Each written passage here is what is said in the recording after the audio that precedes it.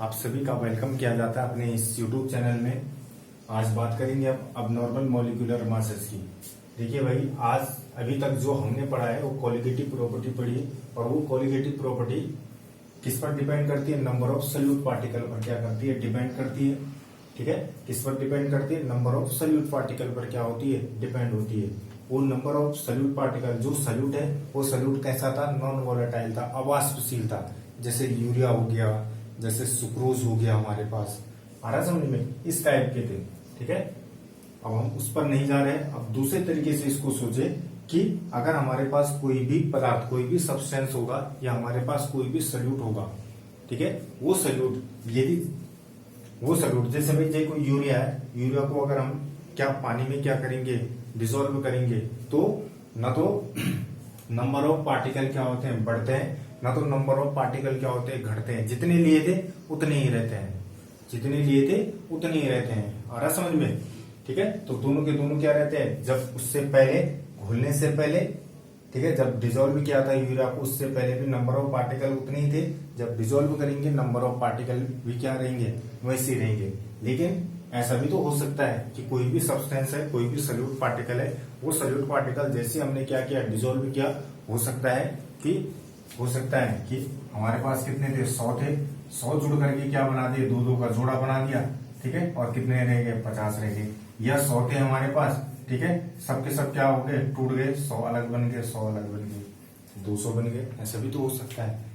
हो सकता है कि क्या हो रहा होगा? क्या हो रहा होगा? संयोजन हो रहा होगा। या हो सकता है कि क्या हो रहा होगा? वियोजन हो रहा होगा। ठीक है, तो इसी के आधार पर पढ़ेंगे हम अब नॉर्मल मॉलिक्यूलर मासेस। ठीक है, अब नॉर्मल मॉलिक्यूलर मासेस क्या होता है कि जैसे भी हमने कोलिगेटिव प्रॉपर्टीज के आधार पर जो भी हम मान निकाल रहे थे, 4 कोलिगेटिव प्रॉपर्टी होती है। ठीक है, सॉल्यूट का, कोई भी सॉल्यूट था, ठीक है, उस सॉल्यूट का किसके आधार पर निकाल रहे थे हम? किसके आधार पर? कोलिगेटिव प्रॉपर्टीज के आधार पर जो क्या निकाल रहे थे? मॉलिक्यूलर, जो भी मॉलिक्यूलर मास निकाल रहे थे। ठीक है, अभी तक तो हमने क्या था? सॉल्यूट पार्टिकल लिया था। वो सॉल्यूट पार्टिकल कैसा था? नॉन वोलेटाइल था। उस सॉल्यूट पार्टिकल का कोलिगेटिव प्रॉपर्टी, 4 कोलिगेटिव प्रॉपर्टी है। जिसने पहले की वीडियो नहीं देखी, वो पहले की वीडियो जरूर देखिएगा। 4 कोलिगेटिव प्रॉपर्टी है। उस 4 कोलिगेटिव प्रॉपर्टी के आधार पर कुछ भी निकाल सकते थे। मैं मॉलिक्यूलर मास के बारे में यहाँ पर चर्चा कर रहा हूँ। आ समझ में? मॉलिक्यूलर मास निकाल रहे हैं, ठीक है, किसके? सॉल्यूट का निकाल रहे हैं। और कैसा सॉल्यूट था हमारे पास? नॉन वोलेटाइल था। उस नॉन वोलेटाइल सॉल्यूट का कोलिगेटिव प्रॉपर्टीज के आधार पर मॉलिक्यूलर मास निकाल रहे हैं। ठीक है, वो तो बराबर आना चाहिए, जैसे पहले था वैसे ही आना चाहिए। ठीक है, जैसे है उसका, ठीक है, जैसा उसका मॉलिक्यूलर फॉर्मूला है, मॉलिक्यूलर फॉर्मूले के आधार पर जो भी हम मान निकालते हैं उसको क्या बोलते हैं? जर्नल बोलते हैं, सामान्य अनुभार बोलते हैं। और जो किसके आधार पर निकालते हैं? कोलिगेटिव प्रॉपर्टीज के आधार पर निकालते हैं, उसको ऑब्जर्वेशन वैल्यू बोलते हैं। उसको क्या बोलते हैं? ऑब्जर्वेशन वैल्यू बोलते हैं, प्रायोगिक अनुभार बोलते हैं उसको। ठीक है, तो दोनों के दोनों क्या आ रहे हैं? एक जैसे आएंगे। लेकिन यदि हमारे पास कोई भी ऐसा सॉल्यूट होगा जो क्या होगा? 2 प्रकार का होगा। या तो वो क्या हो रहा होगा? या तो उसके पार्टिकल क्या हो रहे होंगे? जुड़ रहे होंगे। या तो पार्टिकल क्या हो जा रहे होंगे? टूट जा रहे होंगे। तो पार्टिकल की संख्या में क्या हो रही है? तो वृद्धि हो रही है, तो क्या हो रही है? कमी हो रही है। और हम ये जानते हैं कि जो कोलिगेटिव प्रॉपर्टी है, वो कोलिगेटिव प्रॉपर्टी किस पर डिपेंड करती है? नंबर ऑफ सॉल्यूट पार्टिकल पर। लेकिन यदि वो सॉल्यूट कैसा है, ऐसा नहीं है कि वो न तो टूट रहा है, न तो क्या हो रहा है? जुड़ रहा है। अगर वो सॉल्यूट इन दोनों में से कुछ है, या तो वो टूट रहा है, या तो क्या हो रहा है? जुड़ रहा है। तो जो हम कोलिगेटिव प्रॉपर्टीज के आधार पर उस सॉल्यूट का क्या निकालेंगे? मॉलिक्यूलर मास निकालेंगे। उसके सामान्य जो मॉलिक्यूलर मास होगा, उसका सामान्य अनुभार होगा। उस सामान्य अनुभार से क्या पाया जाएगा? भिन्न पाया जाएगा। तो उस कंडीशन में अब सामान्य अनुभार बोलते हैं उसको, अब नॉर्मल मॉलिक्यूलर मास बोलते हैं। ठीक है, जब हम क्या निकालते हैं? किसी भी सॉल्यूट का कोई भी सब्सटेंस होगा, उस सब्सटेंस का कोलिगेटिव प्रॉपर्टीज के आधार पर मॉलिक्यूलर मास निकाले। वो मास उसके सामान्य मास से क्या पाया जाएगा? भिन्न पाया जाएगा। तो उसको अब सामान्य अनुभार कहते हैं। ठीक है, ये 2 प्रकार से हो सकता है। जब विलयन में विलयन अणु का संयोजन हो रहा होगा, तो संयोजन हो रहा होगा। तो मैंने बताया जैसे यहाँ पर 100 पार्टिकल थे, तो 100 पार्टिकल है, तो जब हम उसको देखेंगे, जब सॉल्यूशन बन जाएगा तो सॉल्यूशन में कितने रह जाएंगे, 50 ही रह जाएंगे। ठीक है, माने यहाँ क्या थे, 100 पार्टिकल थे, अगर वो टूट रहे हैं तो क्या हो जाएंगे, 200 हो जाएंगे। जैसे NaCl है भाई, NaCl टूटता है किसमें, Na+ में, और किसमें, Cl- में। यहाँ पर NaCl का क्या था, 1 मोल था, वो 1 मोल Na+ में टूटा, 1 मोल Cl- में टूटा, तो नंबर ऑफ पार्टिकल क्या हो गए, बढ़ गए हैं ना। नंबर ऑफ पार्टिकल क्या हो गए, बढ़ गए। तो बढ़ गए तो नंबर ऑफ पार्टिकल बढ़ेंगे तो कॉलिगेटिव प्रॉपर्टीज भी क्या होगी, बढ़ जाएगी। क्यों बढ़ जाएगी भाई, क्यों बढ़ जाएगी, कॉलिगेटिव प्रॉपर्टीज क्यों बढ़ जाएगी, क्यों बढ़ जाएगी, हमें पता है कॉलिगेटिव प्रॉपर्टीज किस पर निर्भर करती है, नंबर ऑफ पार्टिकल पर, सॉल्यूट पार्टिकल पर। जैसे कंबाइन हो रहे हैं तो कंबाइन का एक एग्जांपल जैसे बेंजोइक एसिड है। ठीक है, इस बेंजोइक एसिड की यदि 2 मोल ले लिए तो ये डाइमर की अवस्था बना देता है, डाइमर बना देता है भाई। कैसे, डाइमर, यानी 2 एक साथ चिपके रहते हैं। क्या, 2 एक साथ, हाइड्रोजन बॉन्ड बन जाता है इनमें, आगे बताएंगे उसके बारे में। 2 एक साथ क्या होते रहते हैं, चिपक जाते हैं दोनों के दोनों, आ रहा समझ में। तो 1 मोल का क्या, 2 मोल का क्या बन जाता है, 1 मोल रह जाता है। 2 मोल का क्या हो जाता है, 1 मोल रह जाता है, आ रहा समझ में। तो यहाँ पर क्या हो जाएगा, घट जाएगा, नंबर ऑफ पार्टिकल क्या हो जाएंगे, घट जाएंगे। जब नंबर ऑफ पार्टिकल घटेंगे, नंबर ऑफ पार्टिकल घटेंगे तो कॉलिगेटिव प्रॉपर्टी भी घट जाएगी। यहाँ पर नंबर ऑफ पार्टिकल क्या होंगे, बढ़ेंगे, नंबर ऑफ पार्टिकल बढ़ेंगे तो कॉलिगेटिव प्रॉपर्टी क्या हो जाएगी, बढ़ जाएगी। आ रहा समझ में, केवल कॉलिगेटिव प्रॉपर्टीज के बारे में चर्चा कर रहा हूँ। आ रहा समझ में, कॉलिगेटिव प्रॉपर्टीज क्या हो जाएगी, घट जाएगी, कॉलिगेटिव प्रॉपर्टीज बढ़ जाएगी, कॉलिगेटिव प्रॉपर्टीज घट जाएगी। आ रहा समझ में, ठीक है। तो कहीं भी यदि आपने चर्चा में देखा होगा तो जो कॉलिगेटिव प्रॉपर्टीज या कॉलिगेटिव प्रॉपर्टीज में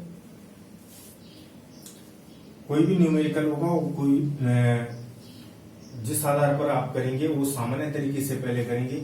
यदि आपको कभी ध्यान ना हो कि यहाँ क्या हो रहा है, टूट रहा है या क्या हो रहा है, कंबाइन हो रहा है, तो तब तक आप दूसरे तरीके से नहीं सोचेंगे। आ रहा समझ में।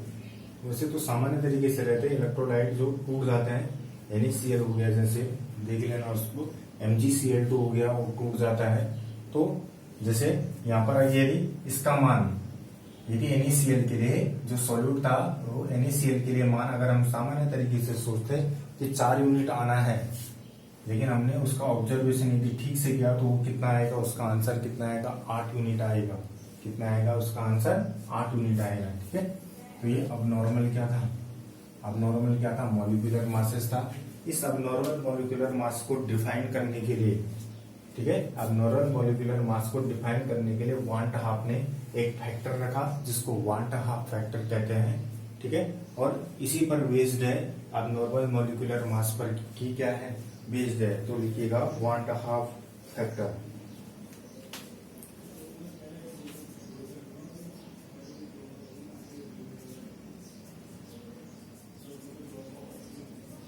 वांट हाफ फैक्टर,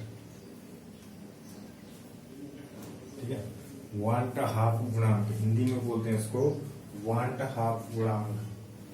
हिंदी में क्या बोलते हैं इसको, वांट हाफ गुणांक। ठीक है साहब, हिंदी में इसको बोलते हैं वांट हाफ गुणांक बोलते हैं भाई।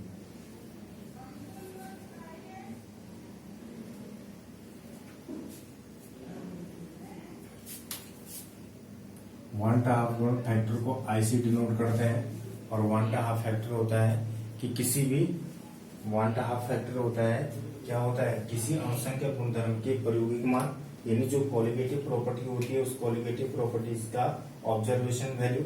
ठीक है, किसका,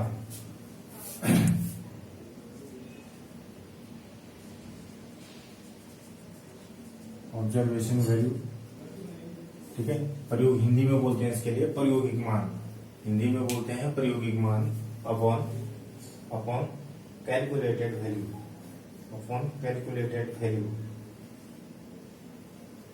अपॉन कैलकुलेटेड वैल्यू। ठीक है,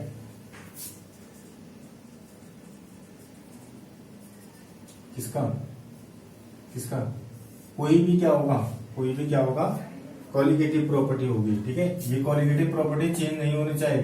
किसी भी अणुसंख्यक गुणधर्म का प्रायोगिक मान बटे उसी अणुसंख्यक गुणधर्म का क्या, किसी अणुसंख्यक गुणधर्म का प्रायोगिक मान बटे उस अणुसंख्यक गुणधर्म का क्या, सामान्य मान।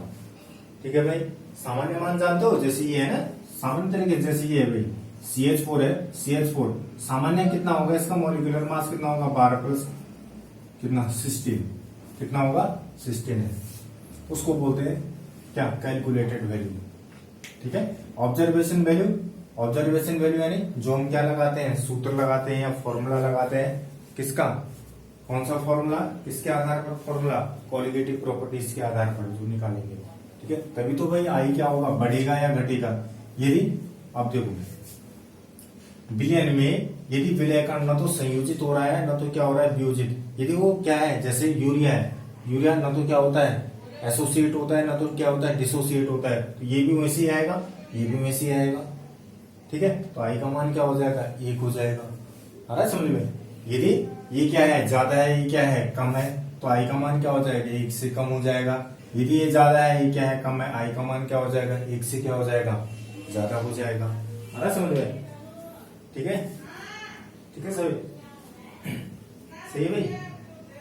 किसी अणुसंख्यक गुणधर्म के प्रायोगिक मान तथा सामान्य मान के अनुपात को क्या बोलते हैं, 1/2 फैक्टर बोलते हैं। क्या बोलते हैं, 1/2 फैक्टर। और हमने क्या पढ़े थे, कॉलिगेटिव प्रॉपर्टीज क्या पढ़ी थी पहले, PA0 माइनस PA/PA0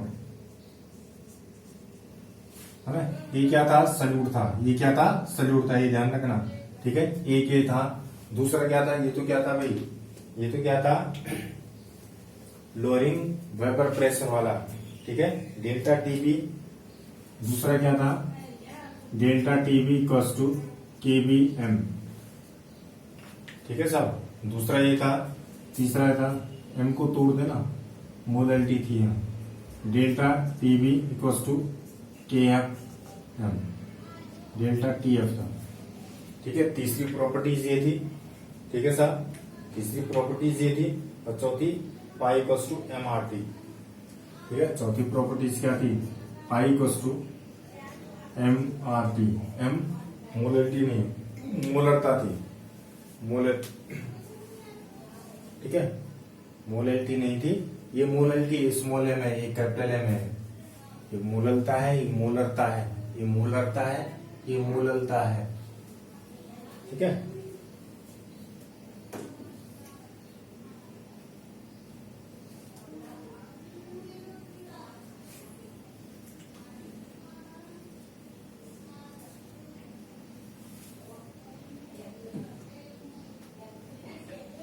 बस ये ध्यान रखना, i equals to observation value upon calculated value.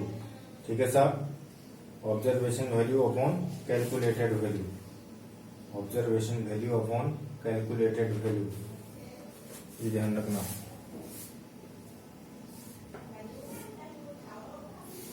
ठीक है,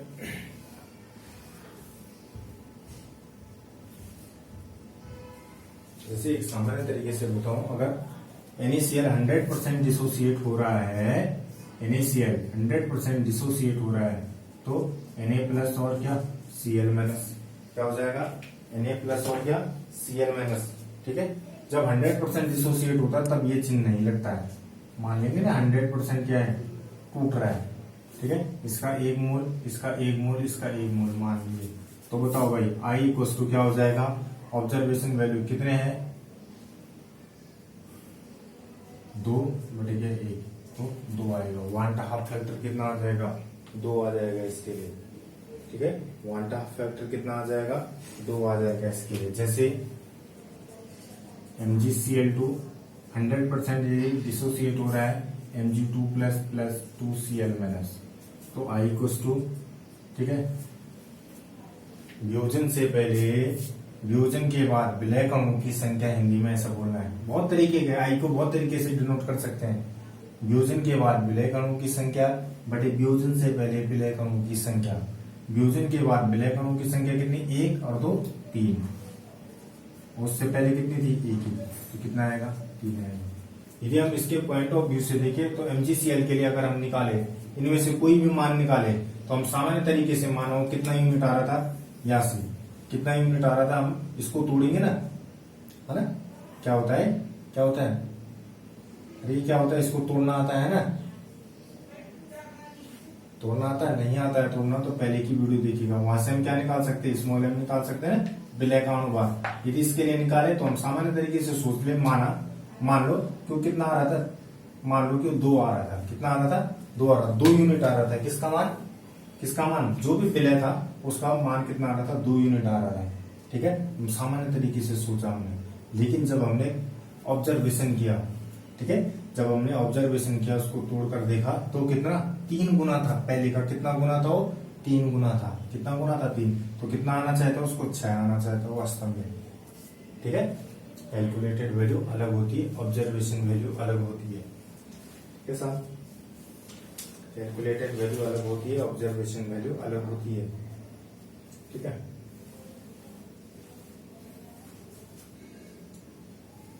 observation value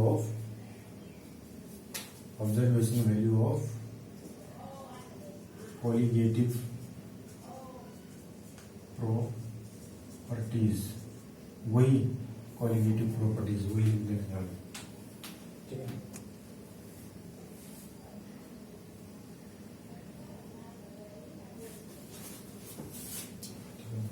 one and half factor कोई बड़ी बात नहीं है, ठीक है, सामान्य चीजें हैं, ठीक है ना, सामान्य चीजें देख लिया करो।